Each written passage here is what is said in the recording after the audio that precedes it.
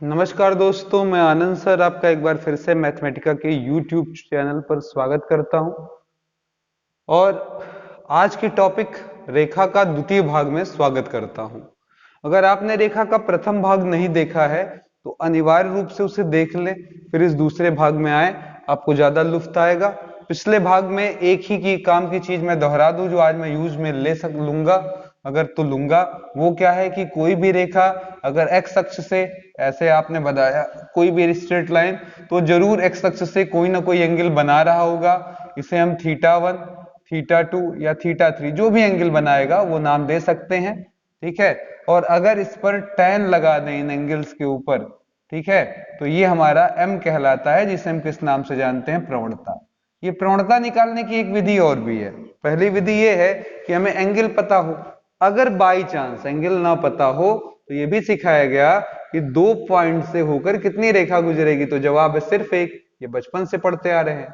अगर एक पॉइंट हमारा x1 y1 है तो दूसरा पॉइंट हमारा क्या हो जाएगा? x2 कामा y2। इस स्थिति में हमारी प्रवणता का फॉर्मूला होता है y2 minus y1 upon x2 minus x1। ये हमने पहले पार्ट में सारी बातें पढ़ी हुई है। और उसी पहले पार्ट में हमने ये भी पढ़ा कि कोई भी इक्वेशन जो इस टाइप का हो, यानी कि रैखिक समीकरण हो, इक्वेशन ऑफ 1 डिग्री हो, ठीक है, इसे हम लोग हमेशा इससे एक स्ट्रेट लाइन ही पाएंगे। इसको आवश्यकता के हिसाब से हम अलग अलग तीन रूपों में बदल सकते हैं। पहला हमारा था अंतःखंड रूप, ठीक है, जो हम पिछले वीडियो में पढ़ चुके हैं, जिसका मतलब था इंटरसेप्ट फॉर्म। ठीक है, मैं दोहरा दूं एक बार हल्का हल्का। और दूसरा हमने पढ़ा था लंब रूप, ठीक है, परपेंडिकुलर फॉर्म, लंब रूप या नॉर्मल फॉर्म। उसको नॉर्मल भी बोलते हैं और परपेंडिकुलर फॉर्म भी बोलते हैं। ठीक है। अब हमारा तीसरा रूप जो है वो है स्लोप फॉर्म, यानी कि स्लोप फॉर्म, यानी कि हिंदी में हो गया हमारा प्रवणता रूप। तो आज की हेडिंग हम शुरू करेंगे मित्रों किससे? प्रवणता रूप। तो देखिएगा, प्रवणता निकालने के डायरेक्ट विधियां केवल दो हैं, फिर से देख लीजिएगा। या तो आपको उसका एंगल पता हो, जैसे कोई बोल दे कि हमारा एंगल एक्स एक्सिस से 45 का एंगल बना रहा है, तो m बराबर हो जाएगा tan 45, काम खत्म, 1 आ जाएगा। या फिर किसी ने दे दिया यहां पर 1,3 2,5, तो y2 minus y1 x2 minus x1 लगा दे। अब हम तीसरा आ रहे हैं। इस तीसरे में क्या है, हमारे पास रेखा का इक्वेशन होगा, उसकी सहायता से हम स्लोप फॉर्म पाएंगे। तो आज की हेडिंग डाल देते हैं हम थर्ड रूप, यानी कि प्रवणता रूप। ठीक है, ये कोई बहुत मुश्किल चीज नहीं है। अगर उपरोक्त दिए गए इक्वेशन को आप इस तरीके से व्यक्त कर सके y बराबर mx प्लस c फॉर्म में, तो ये जो रूप है वो आपका क्या कहलाता है? प्रवणता रूप कहलाता है। ठीक है। इसमें c क्या है तो इसको समझ ले, y अक्ष पर अंतःखंड, y अक्ष पर अंतःखंड, यानी कि इंटरसेप्ट ऑन y एक्सिस। किसी भी दिए गए इस फॉर्म में अगर हो हमारा रेखा का समीकरण, उसका डायग्राम बनाना हो, तो सबसे पहले मेरे दोस्त c बनाओ। कहां बनाओ? y पर। ऐसे दूरी ले लो और एक निशान लगा लो c, इसे लिख दो 0,c। अब यहां पर आपका m है, तो m जरूर आपका किस टाइप का हो सकता है? चेंज कर tan थीटा। तो यहीं पर अगर आप थीटा जान जाएं तो ऐसे एक्स एक्सिस के समांतर बना लीजिए एक लाइन, और वहां से थीटा एंगल बनाकर ऐसे खींच दीजिए। ये आपकी स्ट्रेट लाइन का इक्वेशन हो जाएगा। मैं इस पर ऑब्जेक्टिव सवाल पहले देता हूं आपको। इधर देखिएगा जरा, मैंने एक क्वेश्चन आपसे पूछा कि एक स्ट्रेट लाइन है जो यहां से 5 मात्रक की ऊंचाई पर है, 5 यूनिट की ऊंचाई पर है, और ये क्या कर रही है? यहां पर 60 डिग्री का एंगल बना रही है। कितने डिग्री का एंगल? 60 डिग्री का एंगल बना रही है लाइन। इसका इक्वेशन क्या होगा? तो ये देखिए आपका c हो जाएगा, ये आपका थीटा हो जाएगा, और थीटा होने के नाते m बराबर tan थीटा, यानी कि tan 60 हो जाएगा। और tan 60 की वैल्यू कितनी होती है? √3। तो m बराबर कितना हो जाएगा? √3। c बराबर कितना हो जाएगा? 5। फिर से देख लीजिएगा, m बराबर √3 और c बराबर कितना हो जाएगा? 5। तो अब इन दोनों का उपयोग कर हम बड़े ही आराम से अपना आंसर दे सकते हैं। रेखा का समीकरण कैसे? y बराबर mx प्लस c। देखिए कितना आसान है। तो y बराबर यहाँ पर √3x और c के जगह कितना? 5। ठीक। तो डायग्राम का क्या यूज है या क्या फायदा है, ये तो समझ में आपके आ गया होगा। अब मुद्दा ये है कि सर जी, अगर कोई भी इक्वेशन दे दे और उसे इस इंटरसेप्ट फॉर्म में बदलना हो, यानी कि हम m उससे जानना चाहें, तो कैसे जाने? एक मैंने इधर से बताया, अब उधर से कि हमें ऐसे कोई इक्वेशन दे दे। देखिए इस तरीके से मैंने लगा दिया आपका, x प्लस वाई बराबर 10, यही पूछ लिया मैंने, सिंपल सा सवाल पहले। तो आप कहेंगे सर जी y बराबर क्या करें, एक तरफ चाहिए और बाकी चीज एक तरफ, तो इसको उधर भेज दीजिए, x के बजाय क्या हो जाएगा माइनस एक्स प्लस 10। अब बोलिए ये क्या हो जाएगा हमारा m और ये हमारा क्या हो जाएगा c। फिर से देख लीजिए, ये हमारा क्या हो जाएगा m और ये क्या हो जाएगा c। तो अब m बराबर -1 और c बराबर क्या हो गया हमारा 10। तो हम कह सकते हैं m बराबर क्या हो जाएगा tan थीटा, यानी कि m बराबर -1। m कब -1 होगा, जवाब ये है m कब -1 होगा, कितने एंगल पर होगा, सबको मालूम है थीटा बराबर 135 डिग्री। तो c बराबर क्या हो गया 10। ये देखिए दोनों मान हमको यहाँ से मिल गए। ठीक है, इसी तरीके से देखिएगा अगर हम बात करें दूसरे किसी सवाल की, ठीक है, 2x प्लस 3y या -3y बराबर मान लेते हैं, यहाँ पर एनीथिंग लगा ले, 7 ही कर देते हैं। तो y एक तरफ चाहिए, बाकी चीजें एक तरफ, तो हमने वही किया। उधर देखिए मैंने y कर लिया, यानी कि 3y, y तो है नहीं 3y, 7 को इधर ले आए, 2x माइनस 7, यहां से 3 से भाग दे दिया, तो y बराबर 2/7x प्लस -7/3। इधर देखिएगा जरा, ये आपको पूरा क्या नजर आ रहा है m, ये क्या नजर आ रहा है c, y बराबर mx प्लस c। तो इस समय m की वैल्यू कितनी हो जाएगी 2/7 और c बराबर -7/3। ठीक है, तो इस तरीके से इस फॉर्म से हम m और c की वैल्यू आराम से पता कर सकते हैं। अब यहाँ एंगल पूछे ना पूछे वो मेरे लिए बिल्कुल इंपॉर्टेंट नहीं, क्योंकि एंगल पूछा भी नहीं जाता इस फॉर्म से। हमें आवश्यकता यहाँ m की होती है, वो हमें बहुत अच्छे से पता होना चाहिए कि m क्या होगा। तो याद करिएगा x का गुणांक तब, x का कोफिशिएंट तब जब लेफ्ट हैंड साइड में अकेला अकेला अकेला कौन हो, y हो, y बराबर mx प्लस c। ठीक है, अब इसका पहला यूज आइए देख लेते हैं। ठीक है, सबसे पहले इसका पहला यूज देख लेते हैं, एंगल बिटवीन टू लाइन, दो रेखाओं के बीच का कोण कैसे निकालते हैं। ठीक है,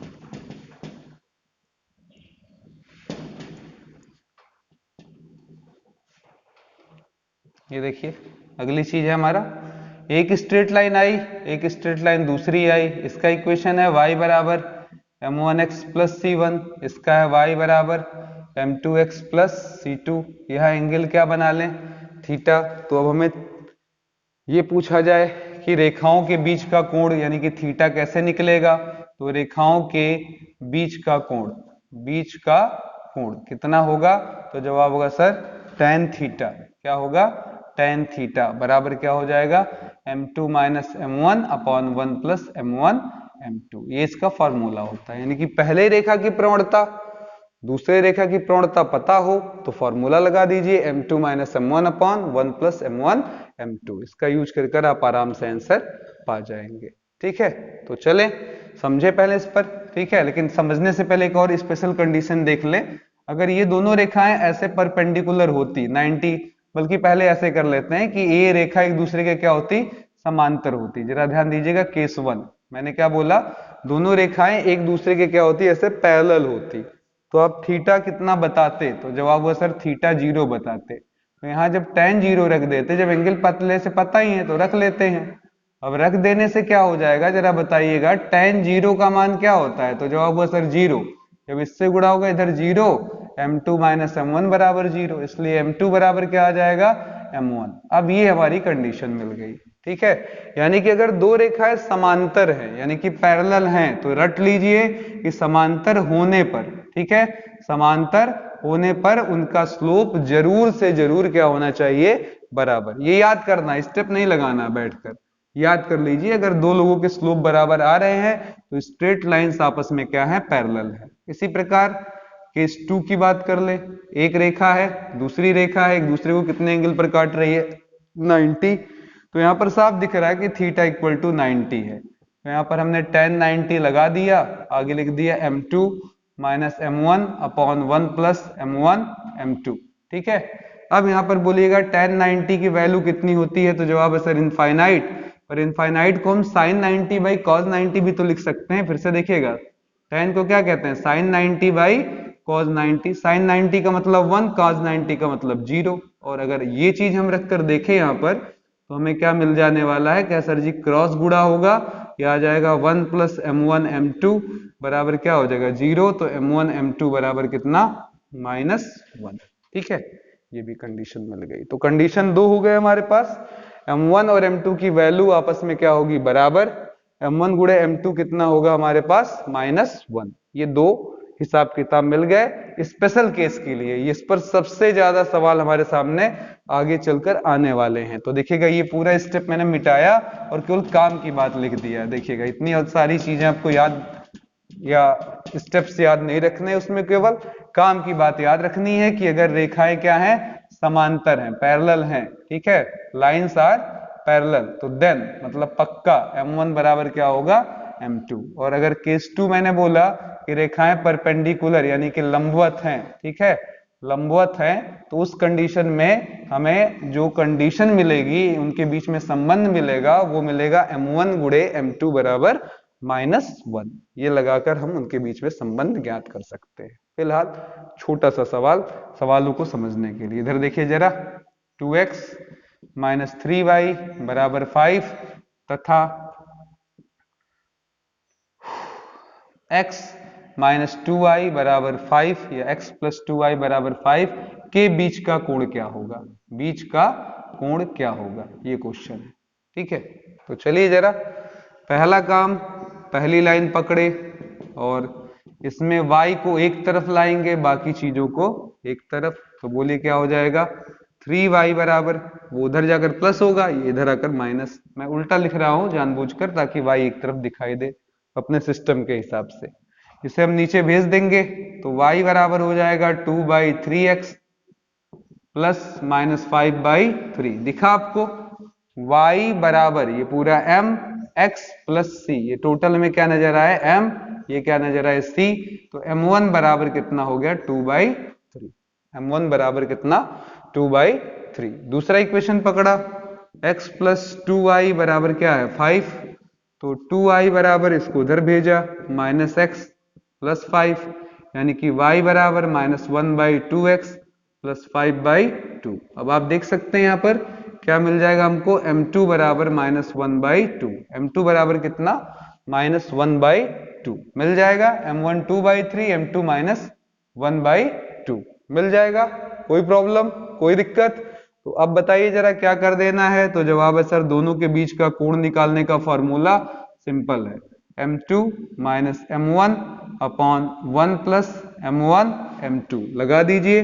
क्या हो जाएगा बोलिए, -1/2 - 2/3। नाम पर मत जाइए, किसी कोई नाम दे सकते हैं, उससे प्रॉब्लम नहीं है। उसके लिए बिल्कुल हेजिटेट मत करिएगा कि सर जी हम किसको m1 बोले किसको m2। बिल्कुल, जब मॉड लगा हुआ है यहाँ पर बाहर तो कोई चीज सोचने की जरूरत नहीं है। तो 3 और 2 का एलसीएम यानी कि 6, तो 2 3 जा 6 और 3 2 जा 6 यानी कि 2 2 जा 4। नीचे बोलिए 3 2 जा 6, ऊपर 6 - 2, 6 से 6 कट गया, हमारे पास आ गया थीटा बराबर, पिछले वीडियो में सिखाया है जाना पहचाना कोण मिलेगा तो ठीक, नहीं तो इनवर्स लगा देंगे। 4 3 7 -7 नीचे 4 साथ में मॉड, तो अब थीटा बराबर हो जाएगा tan इनवर्स 7/4। ये हमारा आंसर हो जाएगा। आसान है, आसान है, ठीक है। केवल m निकालिए और खट से नियम लगा दीजिए, काम आपका बन जाएगा। अच्छा लग रहा है, थोड़ा सा प्रयास करेंगे तो और अच्छा लगेगा। चलिए जरा अगला क्वेश्चन, काफी पॉपुलर क्वेश्चन, a1x + b1y बराबर c1, a2x + b2y बराबर c2 के पहला समांतर दूसरा लंब होने का प्रतिबंध ज्ञात करें, होने का प्रतिबंध ज्ञात करें। ठीक है, प्रतिबंध ज्ञात करें। दोनों में से कोई भी सवाल आ सकता है। a1x + b1y बराबर c1, a2x + b2y बराबर c2 के समांतर, और दूसरा क्या है, लंब होने का प्रतिबंध ज्ञात करें। ये समांतर हो जाएंगे, इसके लिए क्या कंडीशन हो सकती है, लंब हो जाएंगे, इसके लिए क्या कंडीशन हो सकती है, ये हमको बताना इस सवाल में। ठीक है, चलिए आगे बढ़ते हैं, क्वेश्चन सॉल्व करते हैं। हल में आ गए, क्या है सर, समांतर और लंब की कंडीशन चाहिए, तो उसके लिए पहले क्या चाहिए, इधर देख लीजिए, समांतर होने के लिए m1 बराबर m2 यूज कर लेंगे, लंब होने के लिए m1 गुणे m2 बराबर -1 यूज कर लेंगे। लेकिन उसके पहले m1 और m2 तो चाहिए। m1 m2 पढ़कर कोई चौंकना नहीं है। m1 का मतलब पहले रेखा की प्रवणता, m2 का मतलब दूसरे रेखा की प्रवणता। और ये प्रवणता मिलेगी कैसे? जब हम y को एक तरफ कर लेंगे। ठीक है, y को एक तरफ कर लेंगे। तो चलिए पहला वाला उठाया, लिखा सर a1x प्लस b1y बराबर c1, इसलिए b1y, y को एक तरफ रखते हुए उधर भेजा, क्या हो जाएगा -a1x प्लस c1, इसलिए y बराबर -a1 upon b1x plus c1 by b1। ये हो गया। इट इम्प्लाइज क्या हो जाएगा, m1 बराबर -a1 अपॉन b1 और c1 बराबर c1 बाई b1, ऐसे हो जाएगा। चलेगा? m1 c1 क्लियर है? मुझे लग रहा है m1 c1 क्लियर है बिल्कुल, पर c1 का कोई काम नहीं है। चलिएगा दूसरा इक्वेशन उठाए, a2x प्लस b2y बराबर c2। बोलिए जरा, ये उधर भेज दें, b2y बराबर -a2x प्लस c2। तो y बराबर क्या, -a2 by b2x plus c2 by b2। अब बोलिए जरा ये क्या हो जाएगा हमारे लिए? इट इम्प्लाइज लगाएं, कहें सर जी x का कोफिशिएंट m2 है, तो ये m2 बराबर -a2 बाई b2, फिर c2 बराबर क्या हो जाएगा, c2 बाई b2 हो जाएगा। यहाँ पर ध्यान दीजिएगा, नाम पर मत जाइएगा, सी भी कर दे सकते हैं, सी डैश कर सकते हैं, नहीं तो बहुत लोग कंफ्यूजन में इसको काट पीट कर कुछ शुरू कर दे, तो वो मुझे वैसे भी नहीं चाहिए। हमें किस पर कंसंट्रेट करना, सिर्फ m पर। अब अगर हमसे पहला सवाल पूछा होता जैसे समांतर होने की कंडीशन, तो क्या हो जाता, समांतर होने के लिए, पैरेलल होने के लिए क्या कंडीशन होती है मेरे दोस्त? तो जवाब है सर m1 बराबर क्या होता है, m2, मतलब -a1 अपॉन b1 बराबर -a2 अपॉन b2। तो ये कंडीशन हुई, और इस कंडीशन को थोड़ा सा और अच्छा कर लें, a1 b2 बराबर a2 b1 ऐसे लिखा, और फिर इंप्लाइज लगाकर इसको इधर ले आए, तो a1 b2 -a2 b1 लिखा बराबर 0। ये कंडीशन हो गई। यदि a1 b2 और -a2 b1 का घटाव 0 आता है, तो पक्का है रेखाएं आपस में क्या होंगी, समांतर होंगी। रेखाएं आपस में क्या होंगी, पैरेलल, यानी कि समांतर होंगी। चलिए दूसरा पैरेलल, ठीक है, ये हो गया। अब मैंने क्या बोला, परपेंडिकुलर, यानी कि लंबवत होने की कंडीशन। तो लंबवत होने की कंडीशन में क्या आपको बताया गया है, m1 गुणे m2 बराबर क्या हो जाएगा, -1। m1 गुणे m2 बराबर -1। तो बोलिए जरा m1 की वैल्यू, तो जवाब है सर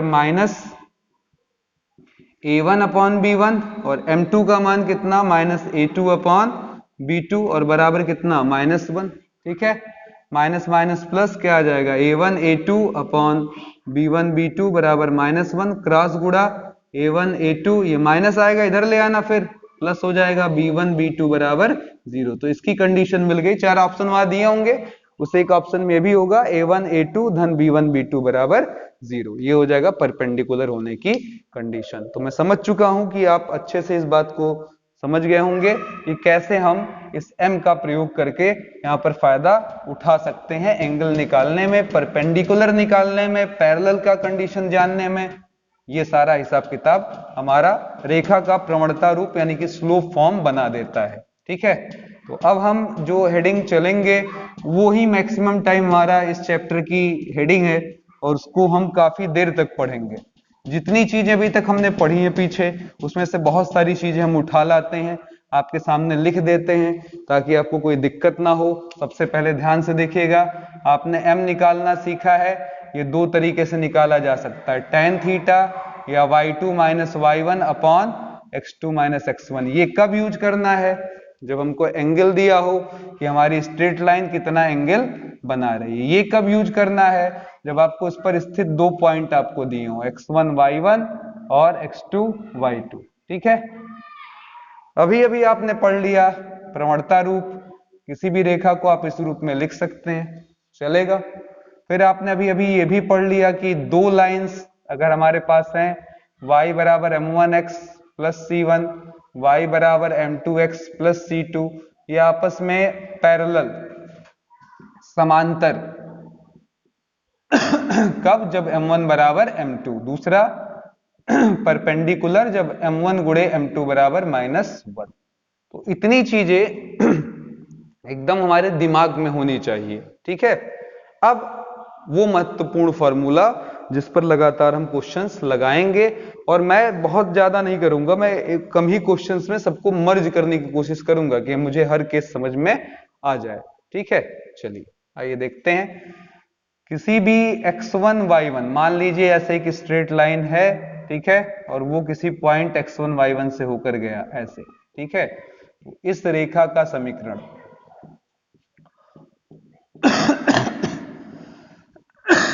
उस रेखा का समीकरण जो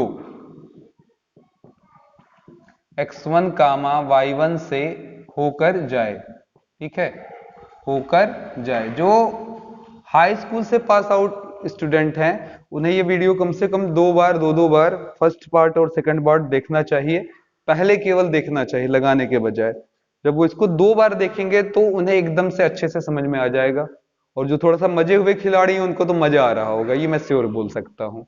तो अगर x1 y1 से होकर जाने वाली रेखा का समीकरण पूछा जाए तो फॉर्मूला होता है y माइनस y1 बराबर उस रेखा का स्लोप यानी कि प्रवणता, फिर x माइनस x1। तो ये आपका इक्वेशन हो गया, समीकरण हो गया, आपके सामने है।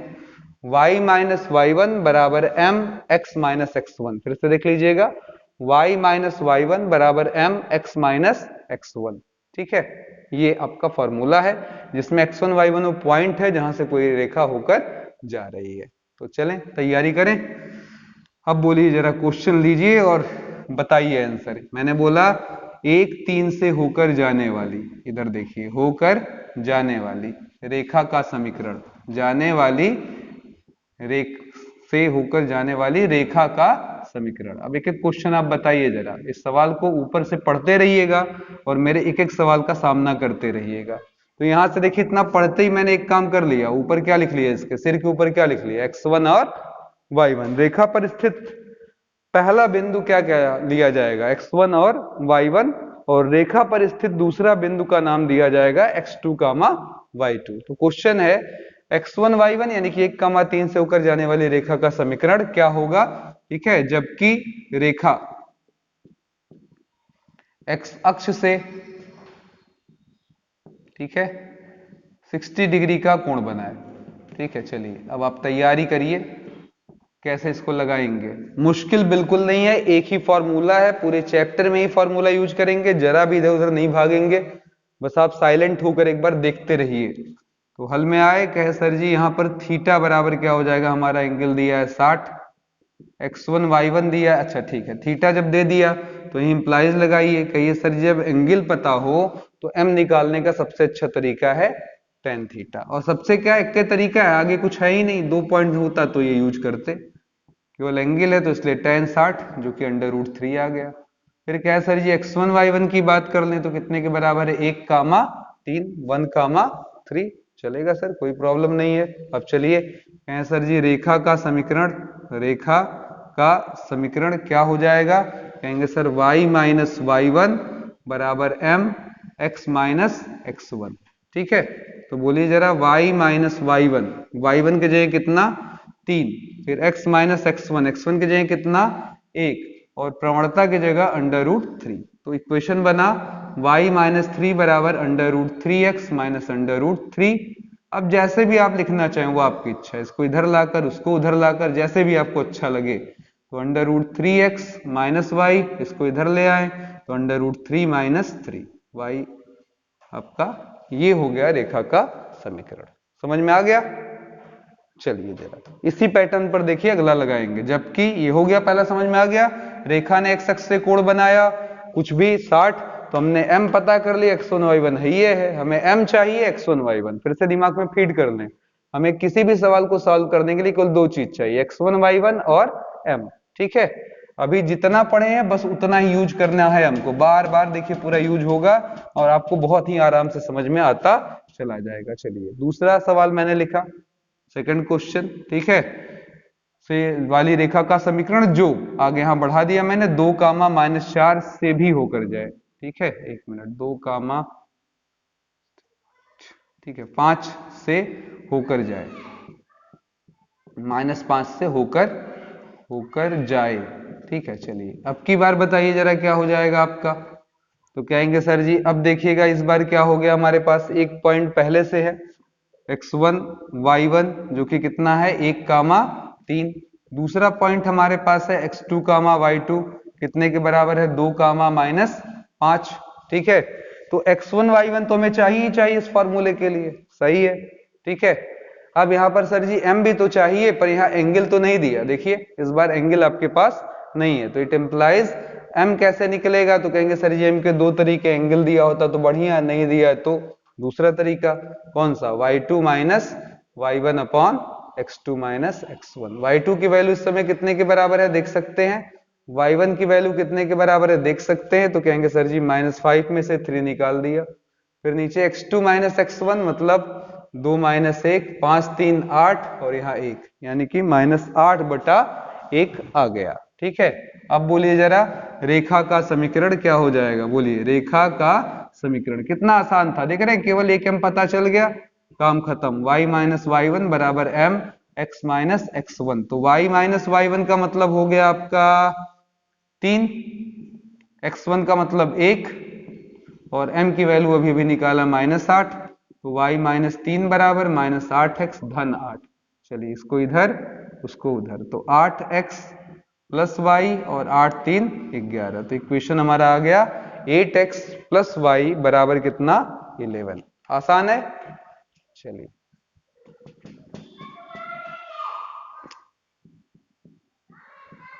इसी में देखिएगा मैं जोड़ते जाऊंगा से होकर जाने वाली रेखा का समीकरण। ठीक है, ताकि आपको कॉन्सेप्ट मिले, रटना नहीं है मित्रों, समझना है। और जब समझ जाएंगे तो किसी भी तरीके का स्ट्रेट लाइन पर क्वेश्चन लग जाएगा। थर्ड क्वेश्चन हमारा क्या है, तीसरा 1 3 से होकर जाने वाली रेखा का समीकरण। आगे मैंने थर्ड क्वेश्चन में डाल दिया कि ठीक है जाए, तो अब थर्ड क्वेश्चन है जो आगे कर दिया x प्लस या 2x प्लस वाई बराबर 1 के समांतर हो। चलिए क्वेश्चन समझिए, क्वेश्चन क्या कहता है कि ये जो जा रहा है वो कहां से जा रहा है, जरा समझिए। ये एक लाइन है जो कहां से जा रहा है 1 3 से, और एक अन्य रेखा है के पैरेलल है, समांतर है, 2x प्लस वाई बराबर 1 के, इसके समांतर है। अभी अभी मैंने समझाया कि दो रेखाएं समांतर हो तो उसकी प्रवणता क्या बराबर। मुझे नहीं मालूम इसकी प्रवणता कितनी है, m मान लिया, पर क्या इसका भी नहीं मालूम है, क्या इसका भी नहीं मालूम है। अभी अभी आपने पढ़ा है y बराबर क्या mx प्लस सी फॉर्म। ये रूप हमें क्या बताता, अगर किसी भी रेखा का समीकरण दिया हो y एक तरफ कर लीजिए बाकी चीजें एक तरफ, तो x का गुणांक क्या बताता है, उसका स्लोप बताता है। तो बोलो जरा y बराबर क्या लिख सकते हैं, तो जवाब है सर -2x प्लस 1। अब बताइए क्या हो जाएगा, m हो जाएगा कि नहीं, और ये क्या हो जाएगा c हो जाएगा, पर इसको नया नाम दे दीजिए m डैश। अब बताइए क्या खासियत होगी दोनों रेखाओं के बीच, क्योंकि पैरेलल हैं इसलिए क्या हो जाएगा m बराबर m डैश और बराबर कितना -2।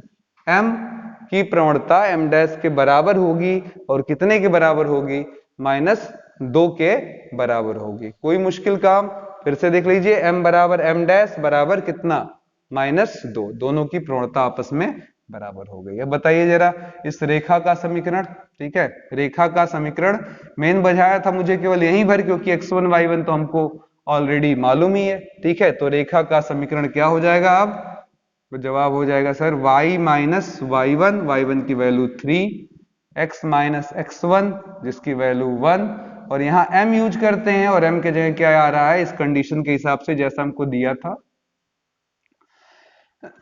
उस हिसाब से हम क्या रख रहे हैं -2। तो y -3 बराबर -2x प्लस 2, एक तरफ ले लीजिए 2x प्लस वाई, -3 उधर जाएगा तो 3 और 2 मिलकर क्या हो जाएगा हमारे पास 5 आ जाएगा। तो आंसर हो गया 2x प्लस वाई बराबर 5, 2x प्लस वाई बराबर 5। कोई दिक्कत इसमें, क्लियर है। चलिए अब यहीं पर देखिए यही ट्विस्ट है, सेम सवाल मैं कर रहा हूं और फोर्थ क्वेश्चन बना रहा हूं, देखिएगा कैसे। फोर्थ क्वेश्चन हमारा बन गया, क्या बन गया, चौथा सवाल कि से होकर जाने वाली रेखा का समीकरण जो 2x प्लस वाई बराबर कितना था मैं थोड़ा सा मिस कर रहा हूं, ठीक है। 2x प्लस वाई बराबर 3 कर लेते हैं, पर लंब हो, पर लंब हो, ठीक है। तो इधर देखिए जरा, क्वेश्चन का पहले थीम समझिए, डायग्राम समझिए। ये 1 3 से जा रहा है, ठीक है, अच्छी बात है। ये जा रहा हमारा 1 3 से, और ये इस रेखा पर क्या है, लंब है, मतलब ऐसे। ये कोई रेखा का इक्वेशन है, 2x प्लस वाई बराबर 3, इसके ऊपर कितने डिग्री का एंगल बना रहा है, 90 डिग्री का। तो अगर 90 बना रहा है तो y बराबर क्या हो जाएगा, -2x प्लस 3 हो जाएगा इधर। तो यहां से बोलिए, अब तो m निकालना समझ ही गए हैं, खूब समझे यार। m डैश बराबर कितना, -2। इसका x1 y1 तो मिल गया, इसी का इक्वेशन भी चाहिए इस वाले का, है ना। पर m नहीं मिला, तो हम इसको m लिख लेते हैं अभी फिलहाल। पर अब यहां पर अगर हम गौर करें तो इस बार समांतर नहीं, दोनों आपस में क्या है, परपेंडिकुलर है, यानी कि लंब है। और लंब होने पर कंडीशन मैंने समझाया है कि m1 गुणे m2 बराबर -1। इस संबंध से क्या फायदा होगा कि हमें इसकी प्रवणता यानी कि स्लोप मिल जाएगा। तो हम क्या लिख सकते हैं, m इंटू एम डैश बराबर -1, इसलिए हमारा m बराबर -1 बाई एम डैश, यानी -1 बाई एम डैश का मतलब कितने के बराबर, तो देख सकते हैं आप कितना है, m डैश बराबर -2, लगा दिया, कट गया। तो ये मिल गया हमको m की वैल्यू। अब बताइए आपकी इस रेखा का समीकरण, रेखा का समीकरण जो कहां से जा रहा है, बोलिए, जो 1 3 से जाए, ठीक है, क्या हो जाएगा, उसका m मिल गया, उसका x1 y1 पता है, क्या हो जाएगा, y माइनस y1, बोलिए जरा कितना, 3, x माइनस x1 कितना, 1, फिर m उठाकर रख देना है। इतने देर में आपने एक चीज जरूर एनालिसिस किया होगा कि बार बार मेरा क्या बदल रहा है, केवल और केवल m निकालने का सिस्टम बदल रहा, और कोई चीज यहां पर नहीं बदल रही है, ठीक है। चलिए अगले क्वेश्चन की तरफ चलते हैं। देख रहे हैं कितने सारे सवाल मैंने आपको लगवा दिए एक ही कंडीशन पर, सिर्फ एक सवाल मैंने लिख लिया और फिर मैं बदलता चला गया, ठीक है। 5वां क्वेश्चन मैंने क्या लिखा कि इससे होकर जाने वाली रेखा का समीकरण जो रेखाओं x प्लस वाई बराबर 8 और x माइनस वाई बराबर 2 के प्रतिच्छेदन से होकर जाए, 2 के बजाय यहां 6 कर दे रहे हैं, के प्रतिच्छेदन से होकर जाए। नेक्स्ट क्वेश्चन हमारा क्या हो गया, जरा फिर से पढ़िएगा। The equation of line passing from, उस रेखा का समीकरण जो 1 3 से जाता है, और जो रेखाओं which also passes from intersection of the lines x plus y equal to 8 and x minus y equal to 6, मतलब वह x प्लस वाई बराबर 8 तथा x माइनस वाई बराबर 6 के प्रतिच्छेदन से भी होकर जा रहा। मतलब अगर ये दो रेखाएं हैं, एक का नाम है x प्लस वाई बराबर क्या 8, एक आया और जिसका नाम है x माइनस वाई बराबर 6, ये दोनों जहां काट रही हैं वहीं से ये पॉइंट, वहीं से लाइन होकर हमारा क्या कर रहा है, जा रहा। लेकिन ध्यान दीजिएगा इस लाइन पर एक पॉइंट एडवांस में दिया था मेरे पास, कितना, 1, 3, जो मेरे लिए किसका काम करने वाला है, x1 और y1। तो ये रेखा जानने के लिए हमें m ही तो चाहिए, और m के लिए क्या तरीका है, थीटा, जो है नहीं मेरे पास, ये चाहिए, ठीक है। उसकी तैयारी इधर देखिए, ये दोनों लाइन जहां मिल रही हैं यही तो आपका प्रतिच्छेदन बिंदु कहला रहा है, ठीक है। तो ये प्रतिच्छेदन बिंदु कैसे मिलेगा, क्वेश्चन कोई पूछे कि सर ये पॉइंट ऑफ इंटरसेक्शन कैसे मिलेगा, हाउ वी कैन गेट प्रतिच्छेदन बिंदु, ठीक है, यानी कि इंटरसेक्शन पॉइंट, ठीक है, पॉइंट ऑफ इंटरसेक्शन कैसे मिलेगा के लिए बोलिए क्या करना पड़ेगा। तो जवाब है, जिन रेखाओं की मुलाकात से पॉइंट बन रहा है उनको मिलाकर सॉल्व कर देते हैं। मिलाकर सॉल्व करने का मतलब होता है कि x और y की वैल्यू निकालने से। तो दोनों इक्वेशन हमने लिखा, ठीक है। अब यहां से आप x y की वैल्यू जो भी पा जाओगे वही इनका इंटरसेक्शन पॉइंट हो जाएगा। आपने हाई स्कूल में पढ़ा हुआ है, इतने नादान नहीं है। आपको बताया गया है कि जब दो लाइन ऐसे काटते हैं, आपको याद आ रहा है, a1x प्लस b1y बराबर c1, a2x प्लस b2y बराबर c2, अगर वो एक दूसरे को ऐसे काट देते हैं तो एक हल, और अगर समांतर हो जाते हैं तो क्या हो जाएंगे, बोलिए, कोई हल नहीं। एक दूसरे के ऊपर हो जाते हैं तो क्या कहते हैं हम, संपाती, यानी कि अनंत हल, ठीक है। बिल्कुल वही चीज यहां पर हम बात कर रहे हैं। तो इन दोनों को मिलाकर सॉल्व कर ले, हमें वो प्रतिच्छेदन यानी कि ये पॉइंट मिल जाएगा। तो चलिए सॉल्व करने के लिए कट जाएगा, 2x बराबर 8 6 14, काट दीजिए, 2 सते 14, फिर कहिए सर 1 से, 2 से भी कर सकते हैं, x के जगह 7 धन y बराबर 8, तो y बराबर 8 में से 7 गया, कितना आ जाएगा 1, तो y की वैल्यू कितने के बराबर है 1 के। It implies x comma y बराबर कितना, तो जवाब है सर 7 कामा 1। ठीक है, इसी को आप अपनी सुविधा के लिए x2 कामा y2 भी बोल सकते हो। बोलो कोई पाप है क्या? ये एक और बिंदु है जो आपके नीचे वाले लाइन पर, इन दोनों पर तो पड़ ही रहा है, नीचे की तरफ से देखिए जरा, ये इन दो बिंदुओं से होकर जाने वाली रेखा है, और x2 y2 का मान कितने के बराबर है, तो जरा देखिए 7 कामा 1। अब बताइए क्या इन दोनों की हेल्प से m नहीं निकल जाएगा? m बराबर क्या हो जाएगा बोलो, y2 minus y1 upon x2 minus x1, यानी कि -2/6 हो जाएगा। ठीक है, 2 तिहाई 6 हो जाएगा, -1/3। इट इम्प्लाइज उत्तर में आप क्या कह सकते हैं, रेखा का समीकरण। रेखा का समीकरण जो हमें चाहिए था, उसके लिए क्या लिखने वाले हैं, y माइनस y1 बराबर m x माइनस x1। तो y माइनस y1 के जगह कितना रख लिया जाए, बोलिए y1 का मान कितना 3, और m के जगह कितना हमारा हो जाएगा, तो जवाब होगा सर -1/3। x माइनस x1 के जगह हमारे पास कितना है 1 पहले से, है ना। ये क्या है आपका x1 और ये क्या है y1। हो गया इक्वेशन। इस तरीके से तमाम तरीके से एक ही सवाल को घुमा घुमा घुमा कर पूछा जाता है, पैरेलल है, समांतर है, ऐसा है वैसा है। ठीक है, ठीक है, कोई दिक्कत? मुझे नहीं लग रहा है कि आपको अब कोई प्रॉब्लम हो रही होगी, काफी कुछ समझ में आ गया होगा। ठीक है, चलिए अब हटकर थोड़ा सा पूछ लिया जाए।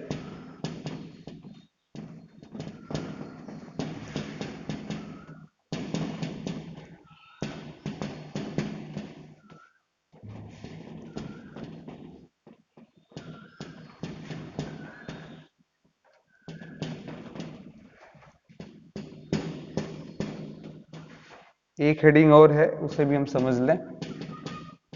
मैं यहाँ कॉन्सेप्चुअल पूरा कॉन्सेप्ट आपको दे सकता हूं, पर अगर मैं सवाल लगाने पर आया जाए तो इस पर, ये टॉपिक जो हमारा है वो 10-15 दिनों का है मित्रों। इस पर मैं पूरे कॉन्सेप्चुअल सवाल लगवा चुका हूं, मतलब कॉन्सेप्ट आपको दे चुका मैं। अब वहां पर जितने चाहे उतने सवाल बन सकते हैं। जैसे मैं ऐसे एक क्वेश्चन बता दूं कि हमारे पास 3 लाइन्स हैं, वो एक दूसरे को ऐसे काट रही हैं। ठीक है, इस तरीके से काट रही हैं। ठीक है, एक का इक्वेशन है x प्लस वाई बराबर 5, एक है x माइनस वाई बराबर 3, और एक ने काट दिया, इसका नाम हमने लिख लिया यहाँ पर 2x प्लस वाई बराबर 7। ठीक है, और कहा सर इससे बनने वाले ट्रायंगल का एरिया पता करो। मतलब 3 रेखाएं हैं, एक दूसरे को काट रही कहीं, जिससे एक त्रिभुज बन रहा है, नाम क्या है ABC। ठीक है, और पूछा मैंने त्रिभुज का क्षेत्रफल क्या होगा, इस ट्रायंगल का क्षेत्रफल क्या होगा। ठीक है, तो देखिएगा त्रिभुज के क्षेत्रफल का फॉर्मूला आपको जरूर याद होना चाहिए। ना याद हो तो कार्तीय पद्धति का ऑलरेडी वीडियो अपलोड हो गया है, जिसमें आपका दूरी सूत्र, त्रिभुज का क्षेत्रफल, चतुर्भुज का क्षेत्रफल, संरेख होने की कंडीशन, ठीक है, ऐसे बहुत सारे टॉपिक उसमें पड़े हुए हैं, उन्हें आप देखकर और क्लियर कर सकते हैं। याद आ रहा होगा आपको, देखिए जरा, x1 y2 minus y3, high school में आपने पढ़ा है, x2 y3 माइनस y1, और लास्ट में x3 y1 माइनस y2, ये होता है। अब वहां पर मैंने सवाल पूछा है कि इस त्रिभुज का क्षेत्रफल क्या होगा, तो आइए जरा ध्यान से देखिएगा। ये मैंने याद दिला दिया, इसके लिए मुझे ये 3 शीर्षों के मान चाहिए, ए के, बी के और सी के, तभी हम आंसर दे पाएंगे। तो चलिए जरा सबसे पहले ए के लिए बोलिए जरा, कौन दो लोग मिल रहे हैं, जरा वो भी ध्यान दीजिए। ये 2 रेखाएं मिल रही हैं, अभी अभी मैंने समझाया, इनको मिलाकर सॉल्व करने से क्या मिलेगा, ये प्रतिच्छेदन बिंदु। तो चलिए x माइनस वाई बराबर 3, इसको नाम दे दिया 1, इसी को उठा लिया 2x प्लस वाई बराबर 7, दोनों को सॉल्व किया, y कटा 3x बराबर, ठीक है, 3x बराबर, मैं थोड़ा सा संशोधन कर दूं ताकि आपको अच्छा आंकड़ा मिले, ज्यादा आपका लफड़ा ना रहे, तो मैं यहाँ पर 9 कर दूं। ठीक है, चलिए अब ये बढ़िया हो गया। तो ये हो जाएगा आपका 9 3 12, 3 से काट दें, 3 चौक का 12, फिर आप कहिए सर 2 से क्या हो जाएगा, तो 2x, x का मतलब हो जाएगा हमारा 4, और प्लस y बराबर 9, तो y बराबर 9 में से 8 गया 1 आ जाएगा, इसको हम शीर्ष ए को एक्स वाई जो आया उसको नाम दे देते हैं x1 y1। तो ये कितना हो जाएगा आपका, x का मतलब 4, y का मतलब 1। ठीक है, फिर हम आगे बढ़े, कहे सर जी b के लिए। चलिए अब b के लिए हम देख लेते हैं। तो कहे सर जी b के लिए क्या हुआ है, कौन कौन दो लोग मिले हैं, ये दोनों मिले हैं, क्या हो जाएगा 2x प्लस वाई बराबर 9 और x प्लस वाई बराबर 5। ऊपर से नीचे वाले को क्या करें हम, घटा दे, सब्ट्रैक्ट किए, y कट गया, x बराबर 9 में से 5 गया 4, x बराबर क्या आ गया हमारा 4। और इसी मान को हम उठाकर इक्वेशन नंबर, इसको क्या बोल दें, 1 2 2 ही बोल दें इसको, 2। ठीक है, तो 2 में रख दें। थोड़ा सा यहाँ पर देखिएगा, स्टेप पर बहुत मत जाइएगा, स्टेपिंग पर जाइएगा, प्रोसीजर पर नहीं, क्योंकि मैंने इक्वेशन कुछ बनाया नहीं, बस ऐसे लिख दिया, इसलिए थोड़ा बहुत गड़बड़ियां हो सकती हैं। 2x प्लस वाई बराबर 9, अगला x प्लस वाई बराबर 5, घटा दिया, 9 में से 5 गया 4। ठीक है, तो यहाँ पर हमने रख दिया 2 इंटू 4 प्लस वाई बराबर 9। अब देखिएगा ऐसा होना नहीं चाहिए था, ये मैंने बनाया इसलिए ऐसा हो गया। तो b आपको मिल गया, सेकंड पॉइंट जहां पर ये दोनों मिले हैं वो पॉइंट b बना। तो b की वैल्यू कितनी आ जाएगी आपकी 4,1। मैं फिर बोल रहा हूं, ये मैंने बनाया है इसलिए झटके में ऐसा हो गया। ठीक है, आपको कॉन्सेप्ट समझिए कि कैसे हम उसको निकाल रहे हैं। c के लिए क्या करेंगे, इन दोनों को ले लेंगे, x माइनस वाई, ये हमारे लिए क्या हो जाएगा x2 कामा y2। फिर हम कहेंगे सर तीसरा पॉइंट यानी कि c के लिए ये दोनों मिल रहे हैं, x प्लस वाई बराबर 3, ठीक है, और x प्लस वाई बराबर 5, इक्वेशन नंबर 3। अब इन दोनों को मिलाकर सॉल्व करेंगे और यहां से भी हम x y निकालेंगे, तो ये आ गया 5 3 8। देख रहे हैं, ये असल में लाइंस क्या होंगी, संपाती होने जा रही है। अच्छा सवाल है, मैं ये नहीं कह सकता कि बुरा है। ठीक है, तो 3 से बोलिए क्या हो जाएगा, 4 धन y बराबर क्या आ जाएगा 5। तो y बराबर 5 में से 4 गया 1, इट इंप्लाइज c बराबर x3 कामा y3, यानी कि कितना आ जाएगा हमारा 4 कामा 1। ये हमारा हो गया। अब बोलिए त्रिभुज का क्षेत्रफल, आराम से बताइए जरा, त्रिभुज का क्षेत्रफल तो क्या हो जाएगा हाफ, आगे क्या लगाएंगे x1, फॉर्मूला देख रहे हैं ना, x1 का मतलब 4, फिर क्या लिखते हैं y2 माइनस y3। इधर देखिए y2 1 है, y3 भी 1 है, तो 1 माइनस 1। फिर x2 की जगह कितना 4, फिर हमने क्या कहा सर जी y3 माइनस y1 का मतलब हो गया 1, ये भी 1, तो 1 माइनस 1। फिर लास्ट में हमने कहा x3 फिर 4 आ रहा है हमारा, इधर देख लीजिए, और फिर y1 माइनस y2, तो y1 की वैल्यू 1, y2 की भी वैल्यू 1। ये टोटल आंसर देख रहे हैं आप, ये सब क्या आ रहे हैं, सब टोटल क्या मिल रहा है हमको 0। और एरिया जब 0 मिलती है तो इट इम्प्लाइज कि रेखाएं क्या हो जाती हैं, रेखाएं संरेख होंगी। ठीक है, या बिंदु संरेख होंगे, रेखाएं कहने गलत होगा, बिंदु संरेख होंगे, एक ही सीध में होंगे। ठीक है, यानी कि इनसे कोई त्रिभुज हमें मिलने वाला नहीं है। इसका आंसर हम इस तरीके से दे सकते हैं कि जो दिया गया आंकड़ा है उससे त्रिभुज कतई प्राप्त नहीं होगा। इन तीनों से एक संपाती ऐसे होकर एक के ऊपर एक के ऊपर एक ऐसे एक 3 लाइंस मिल सकती हैं, क्योंकि क्षेत्रफल कितना आ रहा है 0, मतलब ट्रायंगल बन ही नहीं रहा। अगर छोटा भी ट्रायंगल, देखिए अगर यहाँ पर छोटा भी ट्रायंगल हम मान ले कि ये पॉइंट यहाँ आ जाए तो एरिया कुछ तो मिलेगी, कुछ तो। लेकिन जब ये पॉइंट तीनों एक सीध में आ जाते हैं, एक सीध में आ जाते हैं, तो स्ट्रेट लाइन वो आपका ट्रायंगल ना बनकर सिर्फ एक रेखा बन जाती है एक लाइन में, जिसको हम कहते हैं कि सर जी एक स्ट्रेट लाइन बन जाएगी। इसीलिए हमारा आंसर क्या आ जाएगा, यहाँ पर एरिया हमारा जो है वो 0 हो जाएगा। सबके बात समझ में आ गई है, क्लियर हो गया है? तो इस तरीके से हमारा यहाँ पर सवाल बन सकता है। ठीक है, चलिए लास्ट हेडिंग की तरफ आ गए हैं। बहुत ज्यादा वर्कआउट नहीं करना है, 2 क्वेश्चन वहां पर हम लगा लेंगे, कॉन्सेप्ट आपके समझ में आ जाएगा। ठीक है, देखिए अगर यहां एक कोई लाइन हो, ठीक है, जिसका नाम है ax plus B Y plus C बराबर 0, उधर सी था इधर ले आए, आपको बहुत तकलीफ लग रहा हो तो माइनस सी भी लिख सकते हैं। और इस पॉइंट से मैंने पूछा इसकी दूरी क्या है, यहां से इसकी लंब दूरी क्या है, ये मैंने पूछ लिया। तो इसका आंसर है कि सर P कैसे मिल जाएगा, इसी में उठाकर ये पॉइंट रख दिया जाता है। ठीक है, आसान है, कई बार आप ये सब काम कर चुके रखने वाला। और नीचे अंडर रूट इन दोनों को कोएफिशिएंट से भाग दे दीजिए, आपको यहां से दूरी मिल जाएगी। ठीक है, चलिए जैसे क्वेश्चन मैंने ऑब्जेक्टिव पूछा 2,3 से रेखा x माइनस 4y प्लस 10 बराबर 0 की लंब दूरी, ये मैंने पूछा। ठीक है, क्या होगी? तो हल सीधे सीधे देखिए, उठाइए, इस 2 को यहां रखिए, 3 को यहां रखिए, बोलिए 2 हुआ, यहाँ पर 4 × 3 हुआ प्लस 10 हुआ।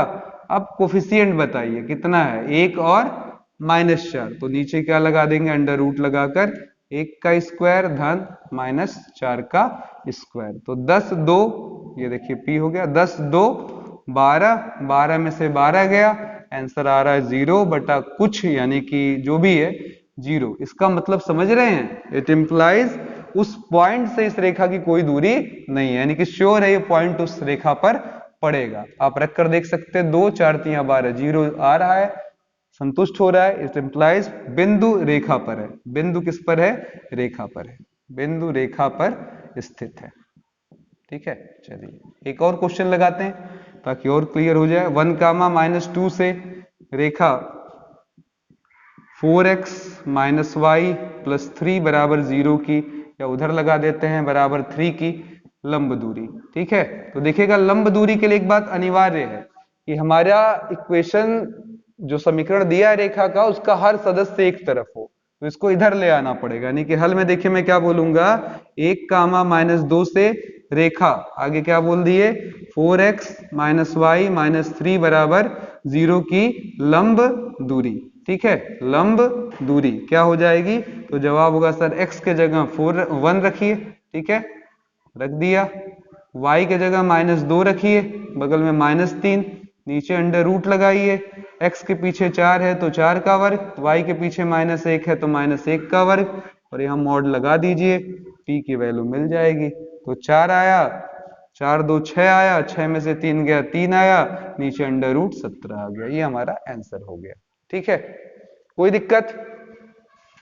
अब देखिएगा, ये आप अच्छे से जानते हैं, इसलिए मैं ज्यादा वहां पर पीएचडी नहीं करा रहा हूं। ठीक है, अगर मैं कोई 2 लाइंस ऐसे ले लूं, a1x + b2y प्लस बराबर c2 या +c2 -c2, जो भी आप लिखना चाहिए, c1 कर देते हैं, सॉरी, बराबर 0, और a2x + b2y -c2 बराबर 0।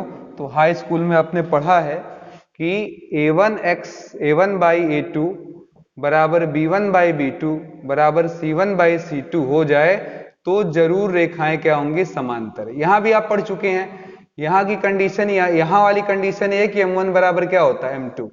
अब उसी बात को मैं वहां वाली बात करूं, यानी कि हाई स्कूल की, यहां वहां में कोई अंतर नहीं है, m1/m2 b1/b2 c1/c2 अगर आ रहा है तो रेखाएं पैरेलल हैं, यानी कि समांतर हैं। जैसे किसी ने लिखा 2x + 6y, यहां पर लिखा 4x + 12y बराबर 5/10।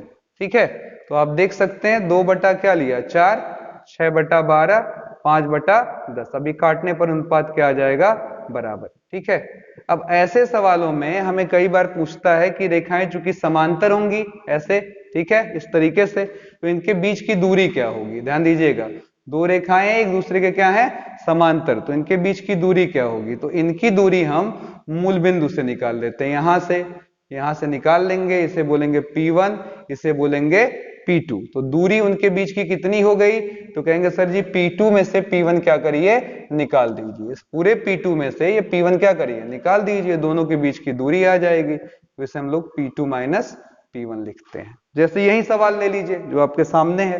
ठीक है, अब ये सवाल दे दे आपसे और पूछे, समांतर तो है दिख रहा है, वहां पर ऐसे लिखेगा भी, साफ लिख कर देगा कि समांतर रेखाओं, ये 2 रेखाएं हैं, क्वेश्चन बना देगा। ठीक है, इन समांतर रेखाओं के बीच की दूरी बताओ, समांतर रेखाओं के बीच की दूरी बताओ। ठीक है, बीच की दूरी क्या होगी। ठीक है, अब देखिए, हम मॉड मन करे मॉड लगाइए, नहीं तो आप सीधे बड़े में से छोटा घटाइएगा। ध्यान दीजिएगा, मैं इसको ये कह देता हूं, बड़ा माइनस छोटा सबसे अच्छा, बड़ा माइनस छोटा।